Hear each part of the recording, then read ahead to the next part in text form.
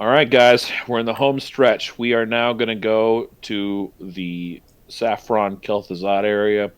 Um, that typically begins with murdering Mr. Bigglesworth, just so that you can get Kel'Thuzad particularly mad. Bam.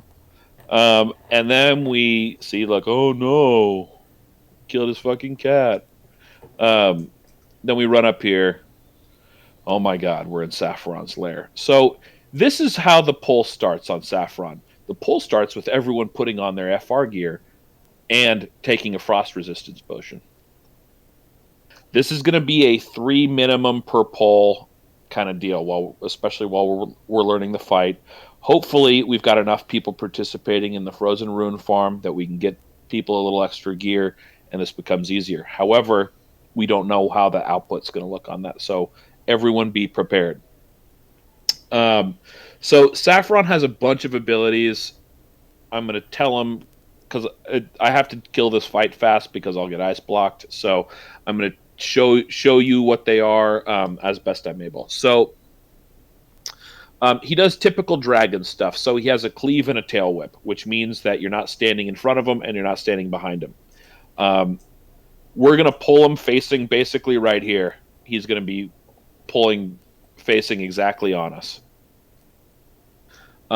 Here's the big thing. He has a frost aura that deals like 600 unmitigated damage every 2 seconds. It's an absurd amount. Okay, that's why we need as many people with frost protection potions as possible. We need everybody chugging those things like candy because this is a fight that the enraged timer is the healer's mana. So every piece of frost resist that you wear, you're extending the amount of time we have on this fight. It is critical. I mean, I just can't emphasize that enough. We've talked about it in all the class channels. I really hope everyone's prepared because if you come in here with no frost resist gear, your damage is not worth the healing we dump into you. So that's just the fact. Melee need a little bit more because of the next mechanic, which is Blizzard. These are kind of low area blizzards. They're not like normal blizzards. They're not in a big circle.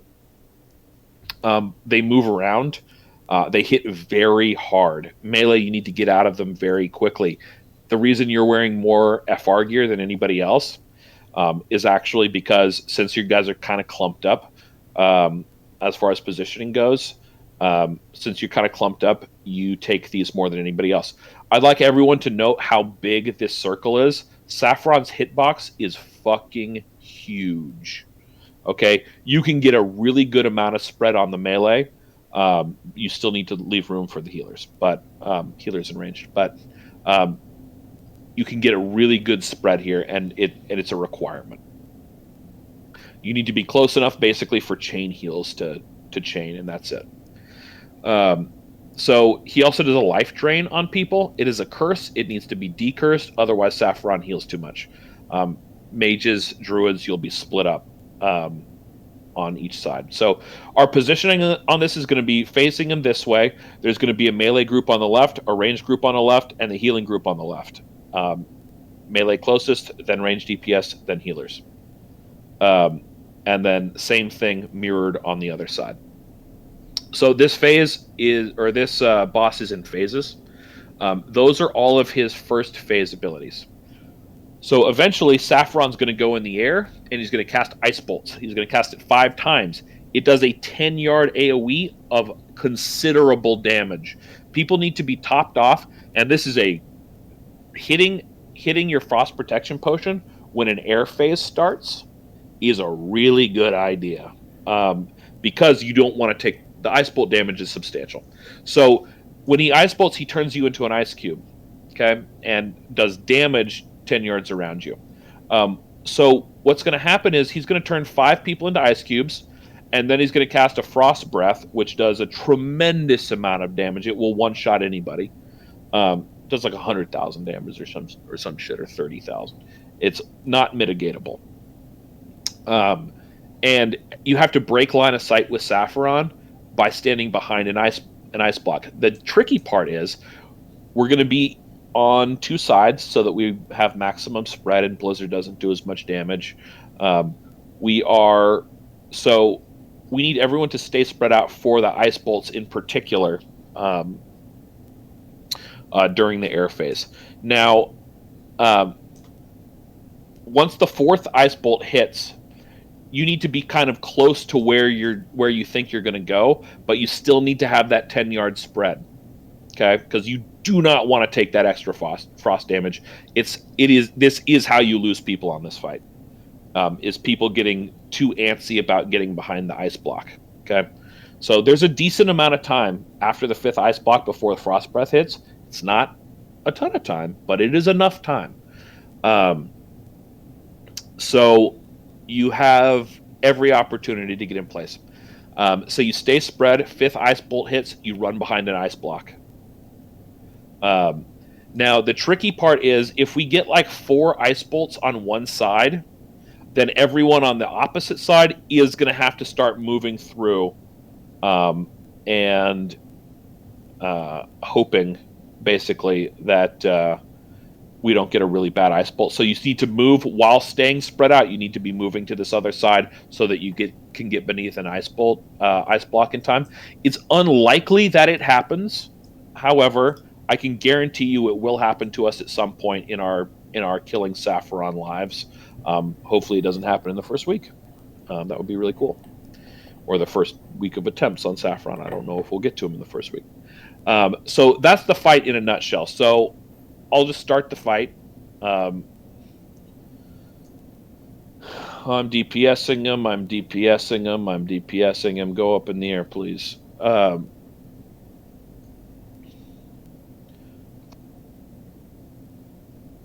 Just going to hang out for a second here. So here's the frost aura. It's dealing damage. Oh, look, I'm in this blizzard. See, it's moving around. It's kind of a weird area. The slow on it sucks. Really got to stay out of it. Really got to stay out of it. It is not hard to avoid.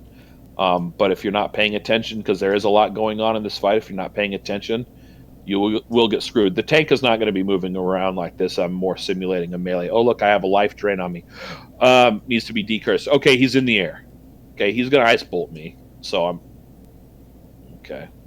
There. I'm a fucking ice cube. I'm going to stay as an ice cube until... okay, here comes his deep breath.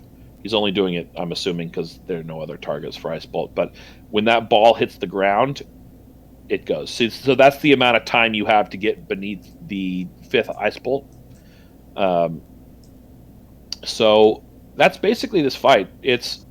This is more of an output check. Does everybody have enough FR gear? Are they hitting the life drains fast? Are they still able to output damage and healing? Because really this is about healer mana. So healers, you have a little bit of time, since there's not additional damage going out during the air phase outside of the ice bolts. You do have the ability to regen some mana, but the aura is still happening, so you just kind of need to adjust accordingly. One thing we used to do is rotate healing groups during the air phase so that we could have each group get 10 or 15 seconds of regen. So we'll see how that works. So next is Kel'Thuzad. He talks for a minute. We'll do loot, whatever. So here's the thing with Kel'Thuzad. I'm going to do some explanation. Then we'll start the fight, and then I'll start the fight while I'm doing the explanation because it takes forever. So there are 3 phases in the Kel'Thuzad fight. The first one is an ad phase. So these cubbies will get populated with 3 different mob types. One of them is a skeleton. If it reaches the middle of the room, it explodes and does a very considerable amount of damage. They cannot be ignored. The other one is called a soul weaver, I believe. It's a big banshee-looking chick. She does the same thing. She'll do a huge AoE if she gets to the center, but that will wipe everybody, so we can't let that happen. The third mob type is an abomination. They have a stacking Mortal Strike debuff that they put on the tank, and they hit as hard as a boss. They hit like a fucking truck. Um, so the idea is we cannot have the melee DPS either the skeletons or the soul weavers. You can use your ranged weapons, and you're going to have to. So bring bullets. Um, so the idea is whenever there's an abomination up melee, you nuke it down as fast as possible. Tanks, we will probably end up double tanking these because you don't want to take more than a couple stacks of the debuff. Before the healing becomes inefficient. So you take a couple stacks, tank taunts, because they are tauntable. After about 5 minutes of these mobs coming, so we're all standing in the center. That's where the fight starts.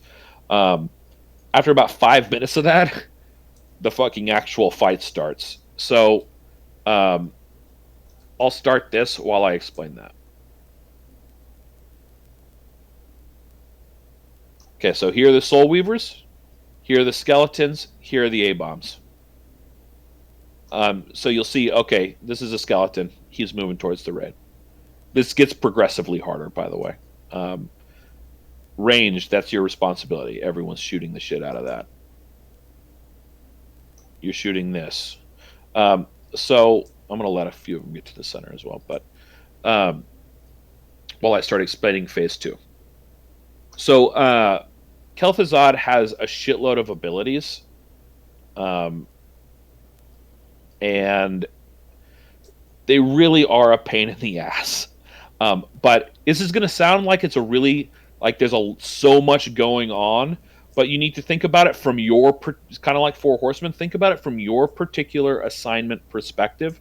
Not everyone needs to worry about all of these abilities. You need to generally worry about these abilities, but just worry about your own assignments. So here is the thing. Everyone's going to be wearing frost resist gear, just like Saffron. Maybe not as much, but you're going to wear some because this is a really long fight. And without frost resist gear, the healers will run out of mana. This is a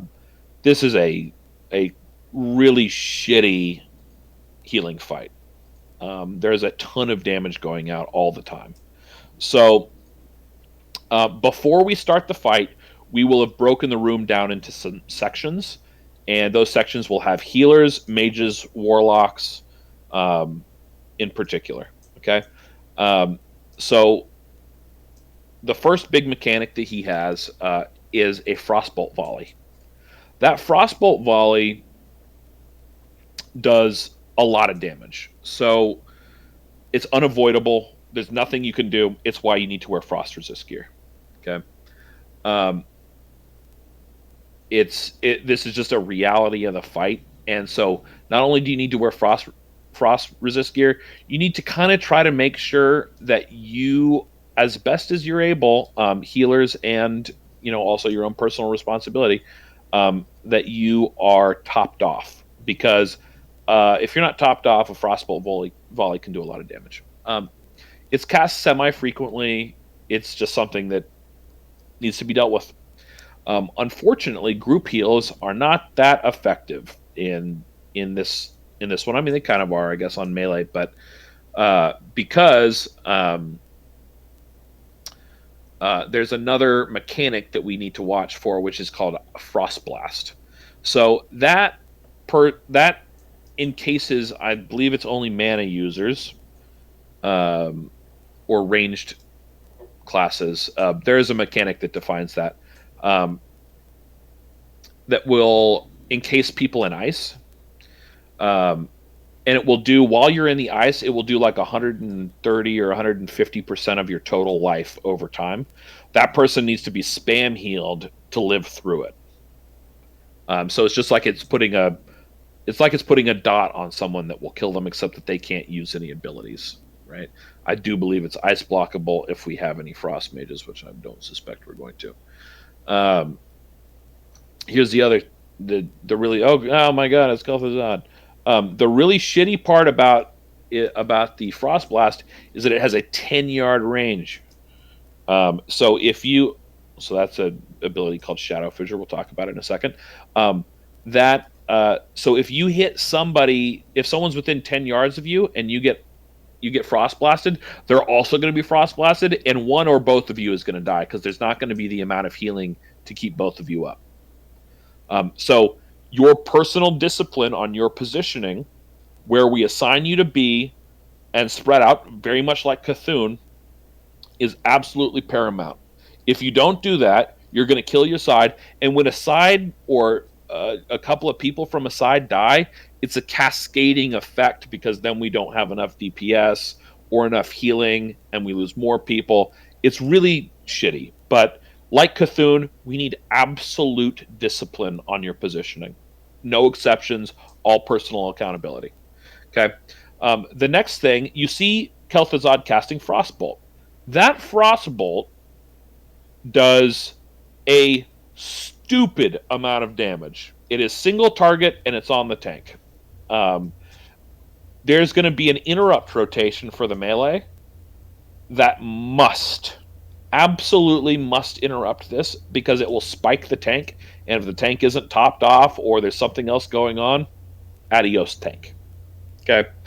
So that is an absolute must. The next ability we'll talk about is Shadow Fissure. That's those little things that have been appearing under me. It is a one-shot. It just kills you if you're standing in it. The range is bigger than the graphic, so actually be out of it.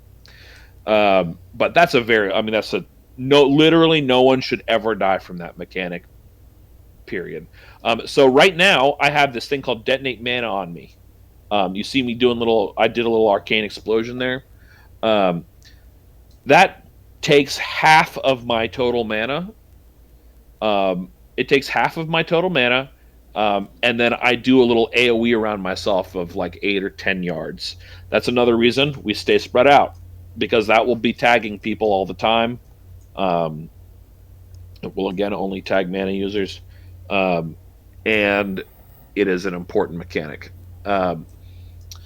So the final mechanic for this one is a real fun one. It's why you actually need all 4 tanks for Kel'Thuzad. Is because he has something called Chains. I think it's Chains of the something, or I don't know, but I'm calling it Chains. So this is a mind control that hits the main tank and like 4 other people. These people need to be CC'd very fast because they do double or triple damage. And if it's a healer, they do like 300 or 400% extra healing, and they'll heal Kel'Thuzad. So they'll go tag Kel'Thuzad for like 25k heals. It's absurd. So those need to be feared and sheeped. So that's why they're going to be warlocks and mages in every section, right? It's important. So Kel'Thuzad is tauntable, so that's why we run other tanks on Kel'Thuzad so that they can come in and If you are next to a mind control person, particularly melee, run out. It is not worth your life to stay in and worry about it. If you see someone get big around you, run away from them, and we hope that they get sheeped or feared. And when I say we hope, I mean we need them to be sheeped or feared by the casters. Okay, so that's all of this phase. Okay, I know it's a ton, but if you think about it from your particular perspective, like as a mage, your priority, you just stay away from everybody, right? And you CC somebody. From a healer perspective, you're looking at who's got Detonate Mana or who's got Frost Blast on them. And then, you're healing your group, of course. But from a melee DPS perspective, it is this my interrupt? Right? That's the whole game for you. Is this my interrupt? So I know that it seems like there's so much going on here, but for each individual, it's really not bad. Okay? So that's that phase. Then at around 30%, maybe it's 20%, everything gets fucky. This is the most chaotic fight in the game. It is going to continue to be the most chaotic fight in the game. It will be hard every time we do it, but it is very gratifying. So he summons 5 ads. They look like a Nubricon. Here's the thing about them. They're shackleable. However, there are 5 of them. If you shackle more than 3 of them, then the shackles all break. This is why that is stupidly dangerous. Is every time they switch target or somebody dies around them, they get a stacking damage buff that is permanent. Okay, so let's say one of them spawns, doesn't get shackled, healers are healing like crazy, it switches targets 2 or 3 times and kills 2 people. It is immediately doing like 40% more damage, and they hit hard. That mob now becomes real scary. And so this is what we're going to have pre-spread out. We're going to assign priorities to 3 shackles. Tanks are going to need to pick up the other 2 as best you're able. But shit will go wrong in this phase. It happens every time. It is not going to be something... This is not a controlled phase. What we do here is we mitigate as best we can with the tanks and shackles. We need very clear communication, and we need Discord largely clear here. We need very clear communication about what's going on. Everyone continues to do your normal assignments exactly like the previous phase. It's just that we also are adding some shackles and some new tanking assignments here. We're not going to put an ounce of DPS into them. This is a because if you kill one, another one spawns. This is a burn Kel'Thuzad down while doing exactly what you did in phase 1. However, now's the time to blow some cooldowns. I'll tell you that much, because this is where things go wrong. If the Anubricon guys switch targets too much, they'll be untankable.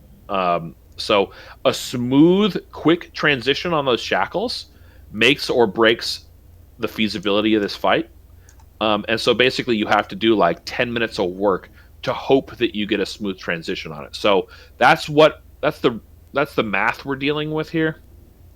But if you get a smooth transition on those, you just keep doing what you've been doing the whole time, and this boss will die. And again, I know it seems like a ton of mechanics, but if you just think about what you have to do, it's really not much. Tanks, you got to do a lot. Healers, you have the hardest job on this fight again.